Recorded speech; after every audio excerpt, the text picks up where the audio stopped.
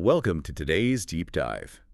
You know when you're sitting at a sports bar, just staring at that massive wall of screens? Oh yeah, it is a whole sensory experience. Right. Well, you're actually looking at the endpoint of some seriously heavy digital infrastructure. So today we are mapping this hidden, highly technical world of professional audio-video routing. Yeah, and we are using a massive commercial catalog from HDTVSupply as our map for this. Exactly.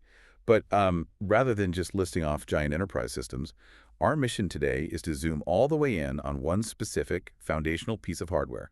It is the Atlona AT-ROND-H2214 Rondo 1x4 Distribution Amplifier. A bit of a mouthful, but a very crucial device. Yeah, totally. Okay, let's unpack this. Why does simply sending one video signal to a few screens cost $370? I mean, a standard home cable runs about, what, 10 bucks? 10 or 15 maybe. But comparing this to a home cable is, well, it's actually the wrong way to look at it. Oh, really? Why is that? To understand why a single distribution amplifier commands that kind of price, we really have to look at the extreme scale of modern AV environments. It's built for something entirely different. Okay, so, what kind of scale are we talking about here? We're talking about massive modular matrix switchers and AV over IP networks. These are designed to control 48, 80, or even 160 TVs simultaneously. Wow, 160 TVs all at once. Exactly, for places like huge sports bars.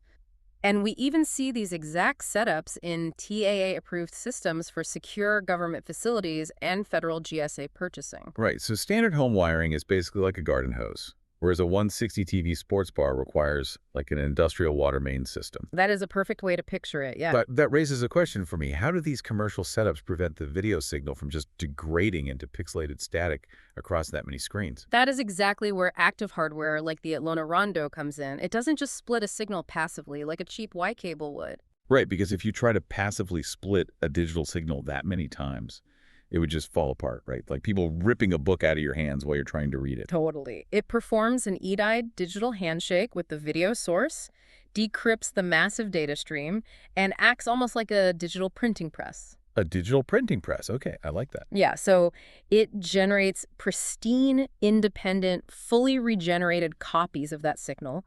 It is handing every single screen its own freshly printed copy. Instead of giving them a blurry photocopy of a photocopy. Precisely.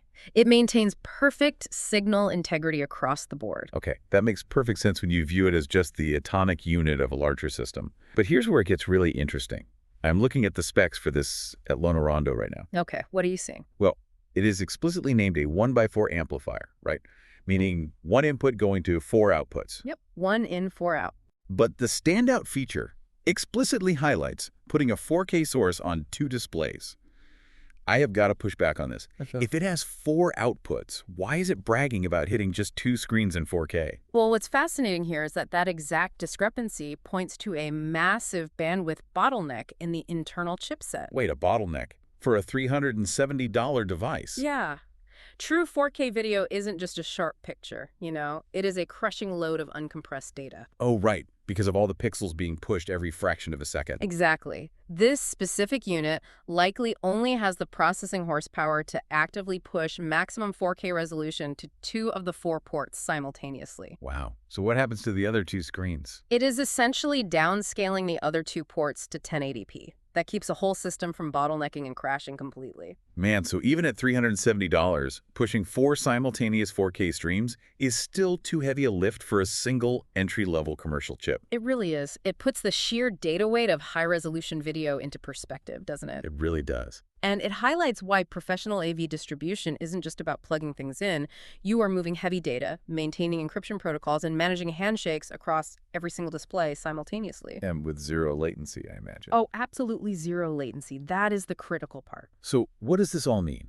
It means pulling off a flawless video experience across multiple endpoints is an intense engineering challenge. It relies on sophisticated signal regeneration, not just passive splitters. And it's a challenge that happens entirely out of sight, scaling up exponentially from small conference rooms to massive entertainment venues. Which brings me to something I want you to ponder for a second. If a simple 1x4 amplifier costs $370 and requires this much processing power just to manage a couple of true 4K screens, imagine the hidden architectural complexity. Oh, it is completely mind-boggling. Right.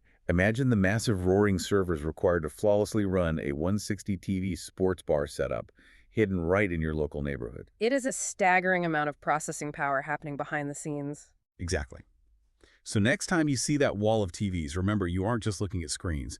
You're looking at an absolute triumph of high-speed data regeneration.